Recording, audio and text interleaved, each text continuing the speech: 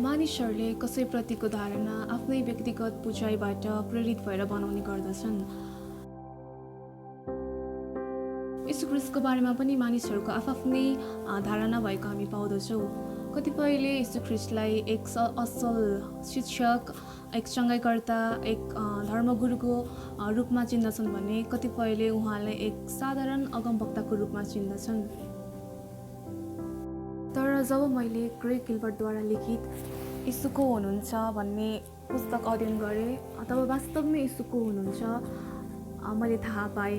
मैले उहाँको ईश्वरीय गुणको बारेमा अझ बाइबलीय आधारमा अझ स्पष्ट हुने मौका पाएँ।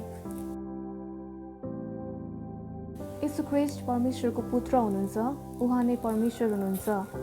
उहाँमा सबै कुराको अधिकारहरू निहित छ। उहाँले प्रकृतिहरूमाथि अधिकार जमाउनुहुन्छ। उहाँको रोग विरामहरूमाथि अधिकार छ। उहाँले मृत्युमाथि अधिकार जमाउनुहुन्छ।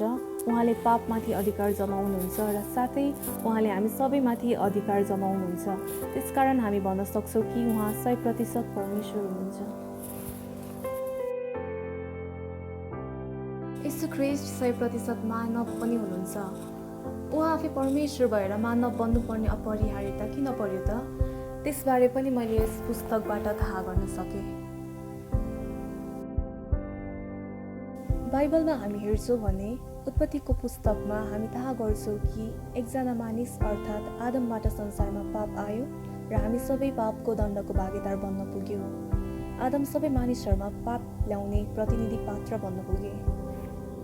त्यसै कारण परमेश्वरप्रतिको अनाज्ञाकारिता, उहाँप्रतिको विद्रोह, शैतानमाथिको विजय र पापको दासत्वबाट छुटकारा पाउनको निम्ति सम्पूर्ण मानव जातिको प्रतिनिधित्व गर्ने अर्को एकजना सिद्ध, पवित्र र धर्मी मानिसको खाँचो थियो, जुन खाँचो यीशु ख्रीष्टले पुरा गरिदिनु भयो। किनकि हामी आफैले यो कुराहरूबाट छुटकारा पाउन सक्दैनथ्यौँ, कारण हामी पापी, अधर्मी र असिद्ध थियौँ।